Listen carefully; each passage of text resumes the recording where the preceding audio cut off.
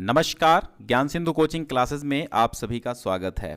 UP board परीक्षा 2023 का model paper आपके सामने है। सेम ऐसा ही मॉडल पेपर आपको देखने को मिलेगा, इसी पैटर्न पर आधारित होगा। सेम इसी प्रकार के क्रम से ऐसे ही प्रश्न आपको देखने को मिलेंगे, यानी जो पैटर्न मैं आपको दिखा रहा हूं सेम ऐसा पैटर्न आपको आपकी बोर्ड परीक्षा के पेपर में देखने को मिलेगा। मैंने पिछले पेपर्स एनालिसिस किए हैं, एनालाइज किए हैं कि जैसे 2022 का एग्ज़ाम हुआ तो 2022 के लिए जो पेपर यूपी बोर्ड ने जिस पैटर्न पर दिए थे सेम उसी पैटर्न पर वो पेपर आए भी थे, यानी जैसे मॉडल पेपर दिए थे सेम वैसे ही पेपर भी आए थे बोर्ड में, रियल वाले, ओरिजिनल वाले। ठीक, तो मैं आपसे यही कहूँगा कि ये बिल्कुल उसी बोर्ड के पेपर पर आधारित है और एक रिवीजन पेपर कह लो, मॉडल पेपर कह लो, सैंपल पेपर कह लो, या फिर इसको प्रतिदर्श प्रश्न पत्र, मॉडल क्वेश्चन पेपर, कुछ भी आप इसको नाम दे सकते हैं, लेकिन बिल्कुल हूबहू आप समझ लो एक कॉपी है जो आपका बोर्ड में पेपर आएगा। तो जोरदार शेयर कर दीजिए, मैंने चुन चुन के यहाँ पर प्रश्न रखे हैं, बेहद इंपॉर्टेंट क्वेश्चन आपको मिलने वाले हैं। प्रारंभ के 15 मिनट परीक्षार्थियों को प्रश्न पत्र पढ़ने के लिए निर्धारित हैं। प्रश्न पत्र 2 खंडों में विभाजित है, खंड आ एवं खंड बा। ठीक है, 20 अंक के आपके बहुविकल्पी मिलेंगे जिनके उत्तर आपको ओएमआर शीट पर देने होंगे। ओएमआर शीट को में कहीं पर भी कटा पिटा नहीं होना चाहिए, इरेजर का प्रयोग नहीं करना है, व्हाइटनर का प्रयोग बिल्कुल भी आपको नहीं करना है, समझ गए। और फिर 50 अंकों के जो प्रश्न होंगे वो आपको देने होंगे। कैसे प्रश्न देने होंगे, वे आपको कॉपी पर लिखकर उनका उत्तर देना होगा। अब यहाँ पर आप देखेंगे तो यहाँ पर आपका ये जो पहला प्रश्न है, यानी ये 20 के 20 बहुविकल्पीय प्रश्न आपको देखने को मिलते हैं। ठीक है, अब यहाँ पर पहला प्रश्न आपको देखने को मिलेगा कि निम्नलिखित कथनों में से कोई एक कथन सत्य है, उस कथन को पहचान कर लिखना है। रामप्रसाद निरंजनी ने प्रेम सागर ग्रंथ लिखा था, गलत, नहीं लिखा था। भारतेंदु आधुनिक हिंदी साहित्य के जनक थे, अभी देखते हैं। भारतेंदु हरिश्चंद्र को हिंदी गद्य साहित्य का जनक माना जाता है, बिल्कुल ये दोनों कथन सही हैं। कौशिक ने रामचरितमानस काव्य की रचना की, गलत बात। पूर्ण सिंह प्रसिद्ध कहानी लेखक थे, गलत बात। तो आपका जो सही ऑप्शन है वो सेकंड है। यहाँ अथवा इसलिए किया गया है क्योंकि ये ऐसे भी ये ऑप्शन आ सकता है। कलम का सिपाही के रचनाकार कौन हैं? प्रेमचंद हैं, हजारी प्रसाद द्विवेदी हैं, अमृत राय हैं, हरिवंश राय बच्चन हैं। तो कलम का सिपाही जो हैं उसके लेखक अमृत राय हैं और इसकी विधा अगर पूछ ले तो एक जीवनी विधा की रचना है। प्रेमचंद का जीवन वर्णन है, ठीक है, प्रेमचंद का जीवन परिचय कलम का सिपाही में लिखा गया है, बस इतना समझ लीजिए। उपन्यास सम्राट कौन माने जाते हैं? तो यहाँ पर आपका ऑप्शन सही होगा प्रेमचंद, क्योंकि श्याम सुंदर दास, जयशंकर प्रसाद, जयनेन्द्र कुमार में से उपन्यास लेखक तो हैं, लेकिन उपन्यास सम्राट केवल मुंशी प्रेमचंद हैं। चौथा प्रश्न है, कलकत्ता से पीकिंग किस विधा की रचना है? कलकत्ता से पीकिंग आप देखेंगे निबंध है, कहानी है, यात्रा वृत्तांत है या फिर आलोचना है। तो जो कलकत्ता से पीकिंग है वो क्या है ये आपको बताना है, फटाफट आप कमेंट करते रहिए। तो कलकत्ता से पीकिंग जो है वो आपका क्या है, वो आपका थर्ड ऑप्शन सही है, यात्रा वृत्तांत सही हो जाएगा। ठीक है, तो यात्रा वृत्तांत आप लगा लीजिएगा। आकाशदीप की रचना विधा क्या है? आकाशदीप एक कहानी है। क्या है?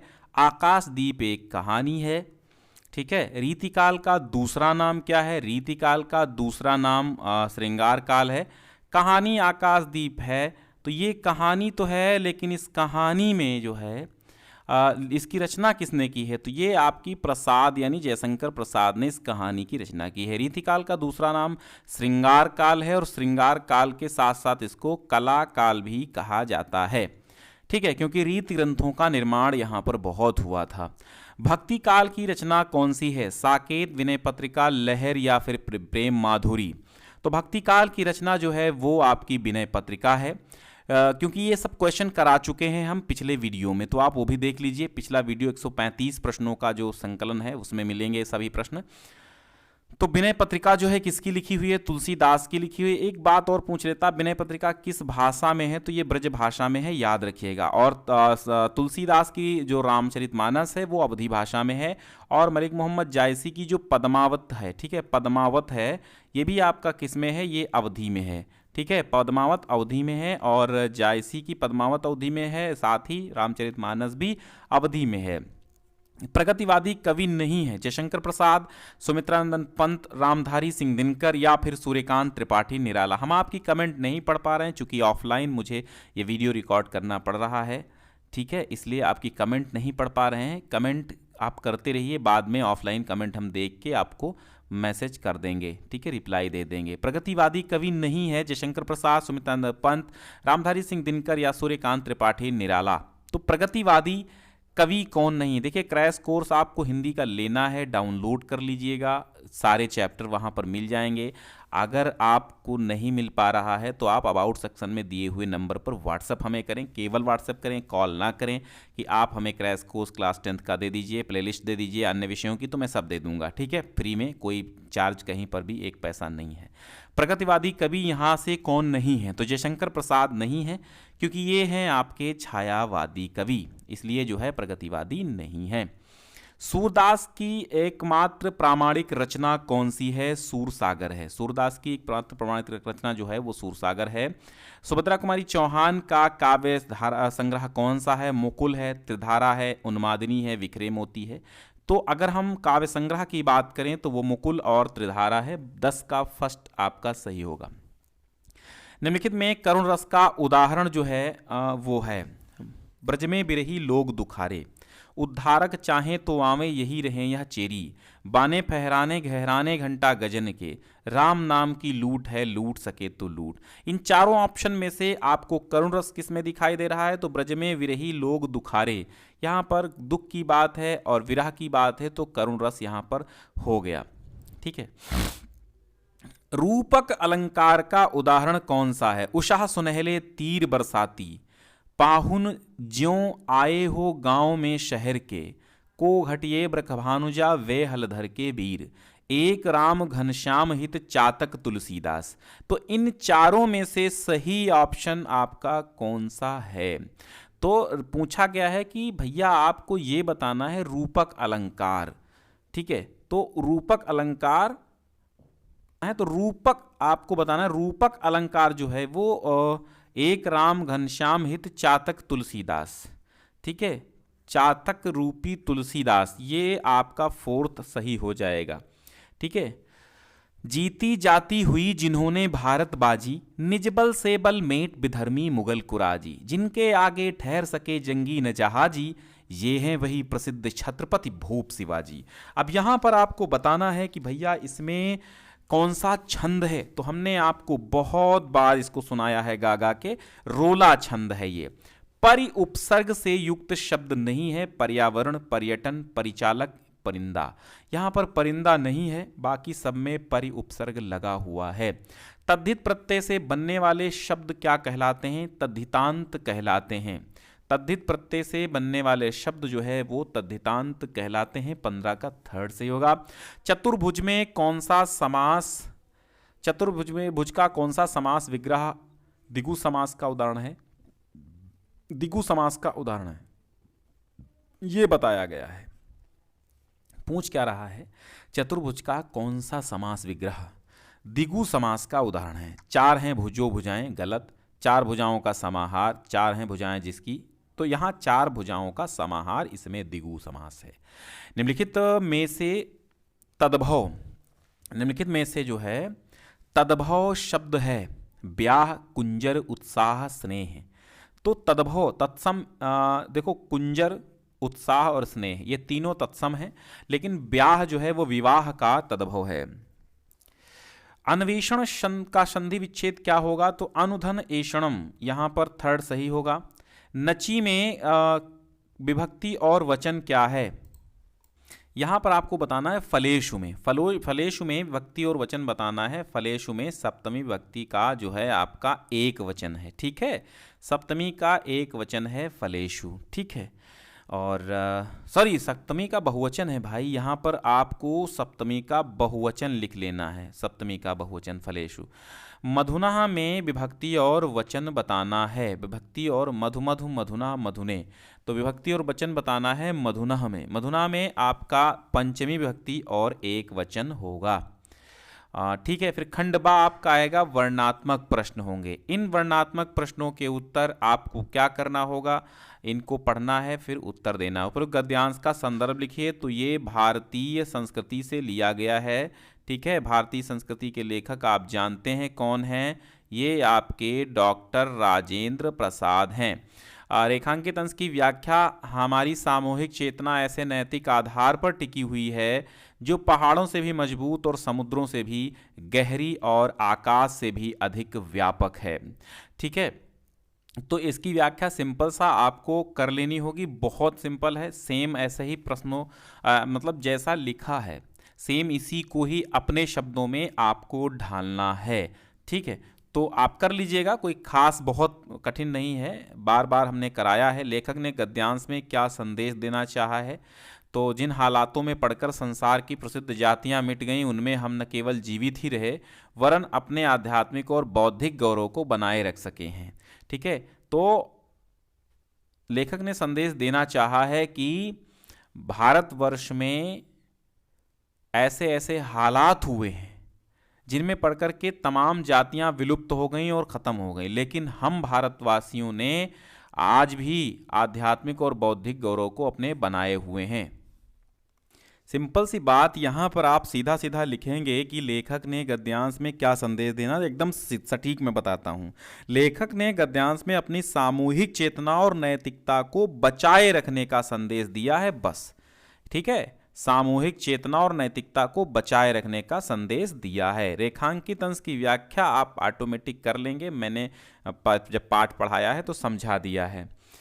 फिर देखिए, ये हाथ में कमल लिए बुद्ध खड़े हैं, ये बहुत बार हमने ये कराया है आपको चैप्टर, यानी जो आपका अजंता है इसको भी मैंने बहुत बार कराया है, लेकिन फिलहाल मैं बता देता हूँ कि ये हाथ में जो है कमल लिए बुद्ध खड़े हैं।